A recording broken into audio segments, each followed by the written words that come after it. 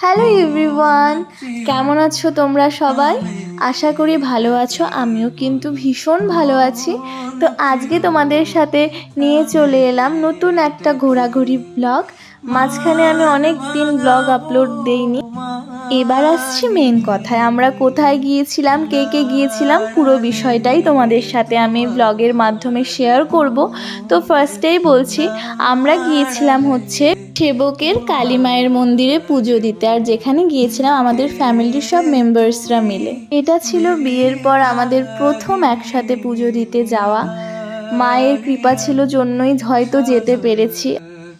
ঘুরতে যেতে আমরা মোটামুটি সবাই খুব ভালোবাসি, আর সেটা যদি হয় ফ্যামিলির সব মেম্বার্সরা মিলে পুজো দিতে যাওয়া, সেটার ফিলিংসটা একটু অন্যরকমই। যাই হোক, দেখো রাস্তায় যেতে যেতে কতগুলো বানরের দেখা পেলাম। ওরা ভীষণভাবে গাড়ির পেছনে ছুটছিল, দেখতে খুব ভালো লাগছিল। বাইরেটা জাস্ট একবার দেখো, কি সুন্দর লাগছিল দেখতে। তাই এই পুরো বিষয়টা আমি ফোনে ক্যাপচার করলাম, ভাবলাম ভ্লগে তোমাদের সাথে শেয়ার করব। আর দেখতে দেখতে দেখো আমরা মায়ের মন্দিরের সামনে চলে আসি। এবার হচ্ছে পুজো দিতে যাওয়ার পালা। মন্দিরের সামনেই কিছু দোকান ছিল যেগুলোতে হচ্ছে পুজোর জিনিসপত্র পাওয়া যায়। তো আমরা সেই দোকানগুলোর থেকে পুজোর কিছু জিনিসপত্র কিনে মন্দিরে চলে যাই। আমাদের মন্দিরে যাওয়ার টাইমিংটা একদম পারফেক্ট ছিল।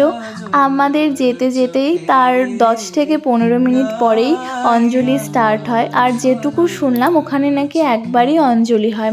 এরপর মন্দিরের ভেতরে আর কোনো ক্লিপ নেইনি, কারণ ওখানে ফোন অ্যালাউ নেই। মায়ের মন্দির থেকে 2-3 পা আগালেই দেখা যায় একটা ভোলে বাবার মন্দির। তো ওখানেও আমরা গিয়েছিলাম পুজো দিতে। সেই দিনটা সারাটা দিন ঘোরাঘুরির ওপরেই কাটছিল।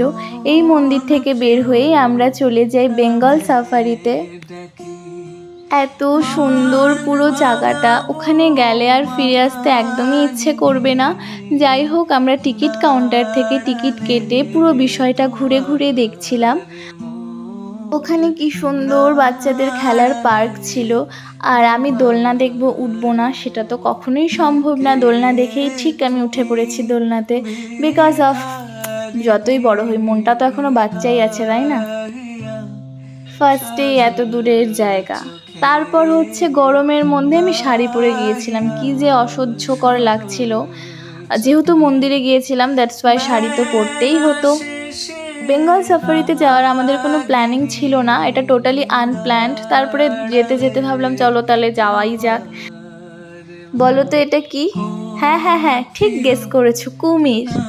তারপর আমরা বেঙ্গল সাফারি থেকে বের হয়ে আরেকটা মন্দিরে গিয়েছিলাম, সেটা হচ্ছে জল্পেশ মন্দির। ওখানে কিছুটা সময় কাটিয়ে তারপরে আরেকটা মন্দিরে আমরা চলে যাই, যেটা হচ্ছে জটিলেশ্বর শিব মন্দির। ভীষণ সুন্দর ছিল মন্দিরটা দেখতে। এত গাছ ছিল যেই কারণে কিন্তু রোদ একটুকু ছিল না, পুরো বিষয়টাই ছিল ছায়া ছায়া। আর ছায়া থাকার কারণে পরিবেশটাও খুব ঠান্ডা ছিল। খাওয়া দাওয়ার ক্লিপ নিতে তো একদমই মনে নেই। যাই হোক, ব্লগটা এইটুকুই। কেমন লাগলো অবশ্যই জানিও। টাটা।